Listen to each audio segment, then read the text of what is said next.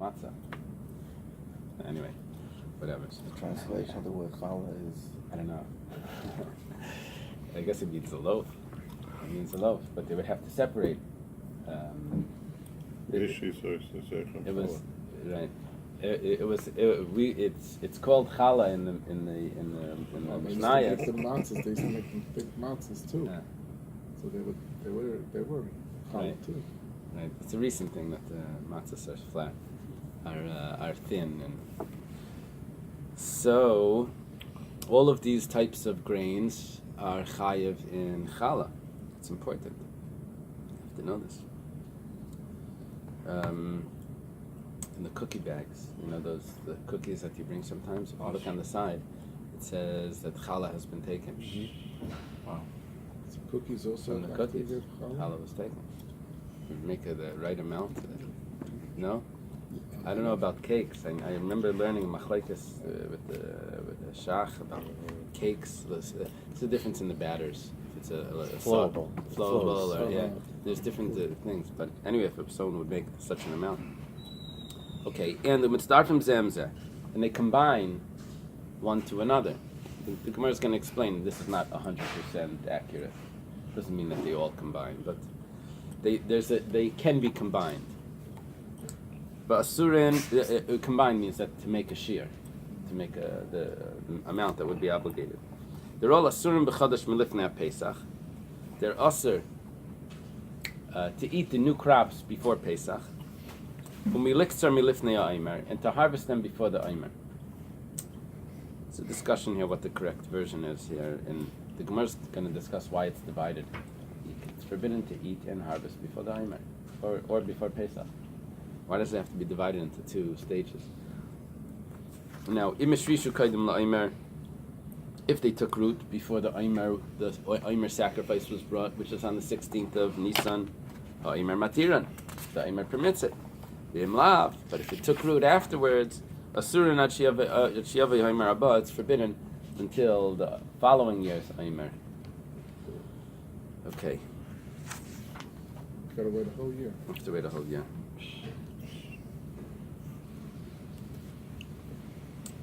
Tana. It was taught in a brisa.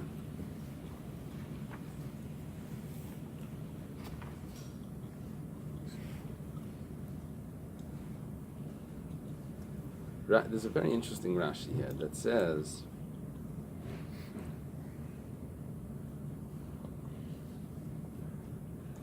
that the brisa is explaining this Mishnah, or at least we're quoting the brisa to explain the Mishnah.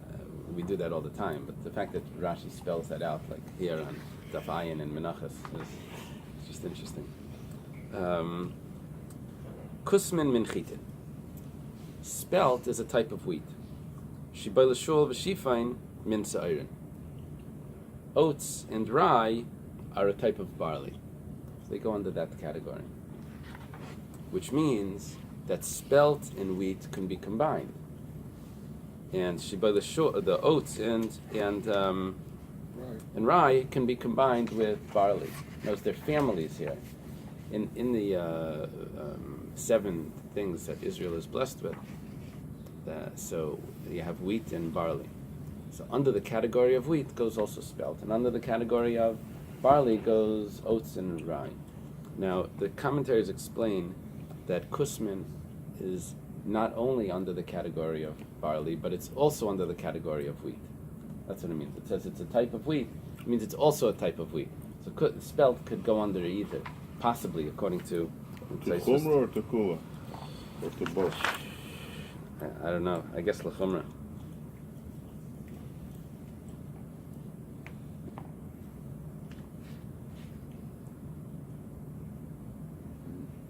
Okay.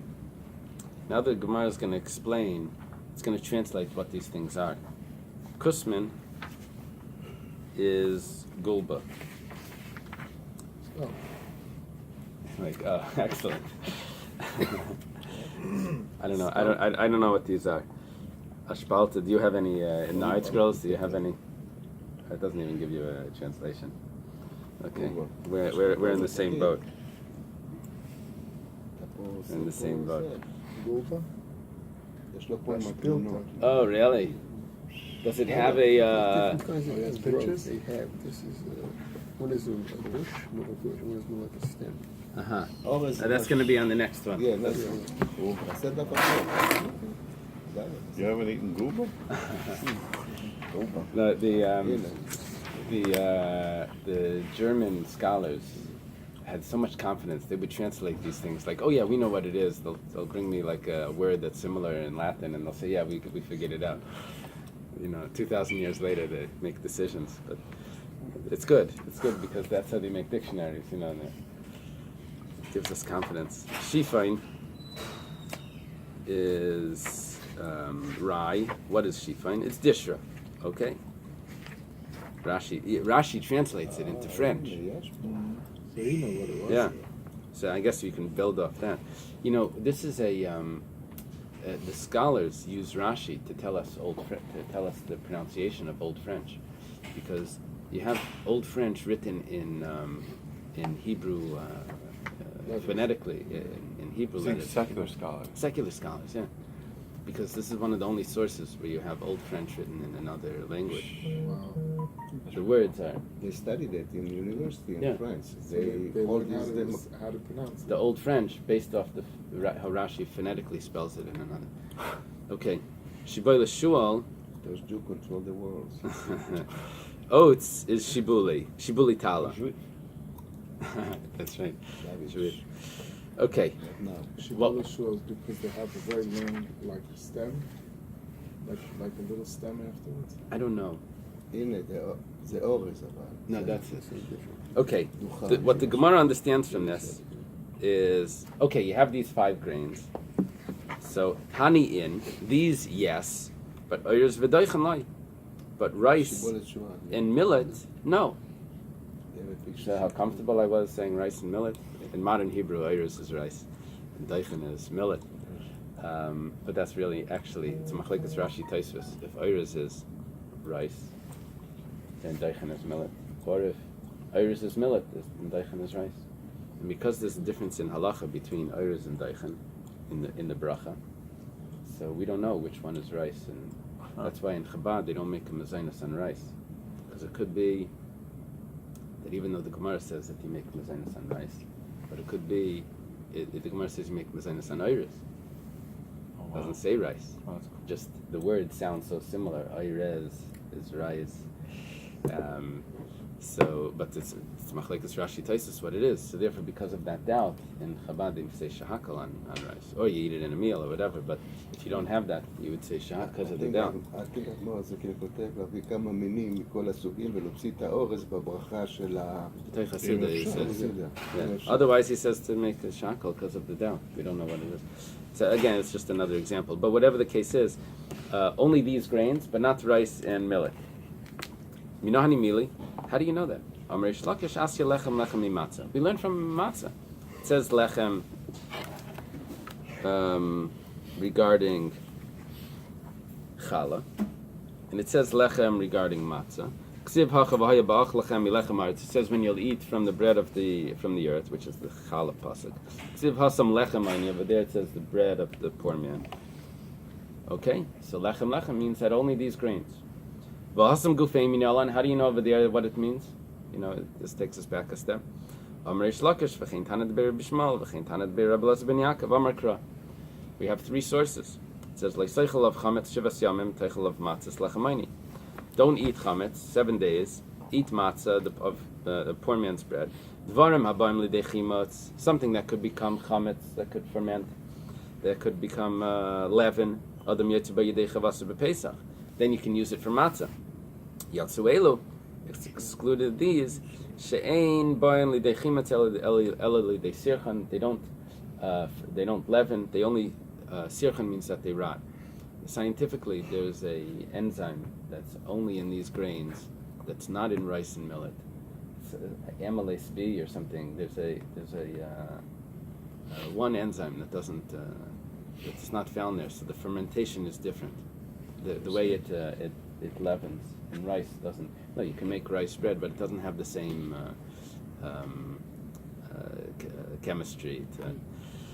Okay, see the interesting in matzah, Chabad, Dogel, the amotzi. Sfaradim say it's mezonot. No, amotzi if it's in Pesach. If it's not in Pesach, it's mezonot. Right. It's No, it fits with the Gemara. yeah. I'm just It's okay. Possible Bekisnan, one of the translations is that it's it's machloket. Everything in the Gemara is machloket. yeah, okay, fine. Except for Ezra Mekayman, right? There's one parak. There's one parak in the whole Shas where there's no machlekes. That's why we say it every day. Okay. I tell my students on the test, if they don't know the answer, they should just write it's a machlekes. They'll probably get it right. Okay, umitztar from Zamzeh, and they combined. Tana, hatvua, the grain, bakamachim, the flour, babetzekas, and the doughs, mitztar from Zamzeh. They combine one another. We're talking about the different species. L'may hilchasa. What is this relevant for? Amar Rav Kana linyan chadash. Rav Kana says this is regarding chadash, and it's forbidden to eat before the omer. And if someone does, it would be a violation. So we're saying is that these would combine for the punishment, right? You would get a kazayas, you would get malchus. That was Rav Kahana. Rav Yosef Amar Linyan Chametz bePesach. They combined for Chametz. It's kares. Rav Papa Amar Linyan Ma'aser Sheni. Rav Papa says it's regarding Ma'aser Sheni. Ma'aser Sheni, the rule is that after you take the 1/10 and you give it to the Levi in the first temple. In the second temple they lost it, sort of. After that, you would take a second 10th and you would designate it to bring it to Yerushalayim. And could be redeemed, and you bring the money, but it was meant to be eaten by you in family in Yerushalayim. That if you eat it out of the walls of Yerushalayim, lucky you get malchus. And how much? A kazayas, and it's all of these will combine to the amount. Rava Amar, Rava says, le'inyan tumas. They combine to make food tamei. That food becomes tummy only if it's the size of an egg. It's a machlekes if it becomes tummy less than the size of an egg, but it can't give tumah over to anything else if it's less than the size of an egg, or if it doesn't even become tummy. It's machlekes Rashi and the Rambam. The first day we learned the Daf, I believe we had that. It's Rosh Chodesh and that. So it's leaning to masaychlan. It's creating the size that food would become tummy. And it's coming to teach me something interesting. That the grain and the flour is similar to the dough. Just like over there, the bread is the food is be'en, is open. Here also it needs to be open. Which means that the grains and the flour are not in their husks, because then it won't combine. Which means the peels of the barley and all of that won't combine to be part of the edible part. We get pearled barley, right? What does it mean if it's not pearled? Is there such a thing? What does it mean? I'm sorry. I don't know what it means. I guess it means it's taken out of the husk. I don't know. Okay. Rashi says that someone says there's a difference between the wheat and the barley peel. Oh, I'm sorry. The Gemara is going to tell that to us. The wheat peel is soft and is edible. However, the barley peel is not. Okay, let's see. Vahatanya, and it was actually taught in a brisa. This Vahatanya is not a question. Usually Vahatanya, but it was taught in a brisa. Problem is the word Vaha has two meanings, and it's a compound word. Vahatanya. Vaha could mean this. Ha is this, or it could also mean but, like however. So Vahatanya, Rashi has to tell me which Vaha it is. Chita, wheat, bein klufa, bein shein klufa mitzdarefes. Whether it's peeled, whether it's in its with the whole grain, it all combines to be eaten. Sa'ira, but when it's barley, klufa mitzarefes. If it's peeled, then it combines. She'ena klufa, if it's she'ena klufa, if it's not peeled, then it doesn't combine because that part is not edible. What it means is also is that not just that it's not edible, but that doesn't combine the two pieces together, because that's like a separation between the particles. Einy, is it really so? זאת אומרת, הקליפה היא מכסה על זה ולא מחברת אותם. Right. Einy. You say Einy? Yeah. In the article, it's probably going to say It Einy. says Einy or Einy? Einy. Uh-huh. In the translations, they're going to say Inni, right? In the art scholar, probably they'll say Inni. It's a Syrian, so it's... Oh no! In the art scholar, it says Einy. It's like the Gemara. It's a spin off the word in. In means yes. So Inni, is it yes? Inni, Is it true? Is it true? In the yeshiva, they did it the opposite. They used it as the word ein, as in no. Ein means no, not. And they would say, Sounds like a woman. they would translate it, "Sis doch nicht azoi, eini." It's not so. But you can, because the problem is it can mean yes and no. Okay, is it really so? V'atana debei Rabbi Shmuel. It was taught in the house of Rabbi Shmuel. Al kol zera zerua asher yizareya. On all, this is talking about when something becomes tummy. On all grain that's planted. It's talking about when if something tummy touches grain. So, kederach shebnei adam mitzion lizriya. It's the way that it's planted. That's how it becomes tummy. Chita biklipasa, v'sar biklipasa. You don't take it out of the peel to plant it. V'adashim biklipasa. And the beans, the lentils, good, with their husk. The question is like kasha. That's not a problem. Habalachas habiyaveshus. There's a difference. Rashi has two pshatim. It depends if it's wet or if it's dry. So, because wet can bring tuma and dry not. If it's wet, Edible. then it would be edible, and if it's dry, then it's not. And so therefore, if it's dry, it won't combine. But the concept here is if it brings tuma or not, no? Yeah. The question is if it combines to the measurement, to a measurement of tumah. The one that's דבר שהוא רטוב מביא תuma. Good.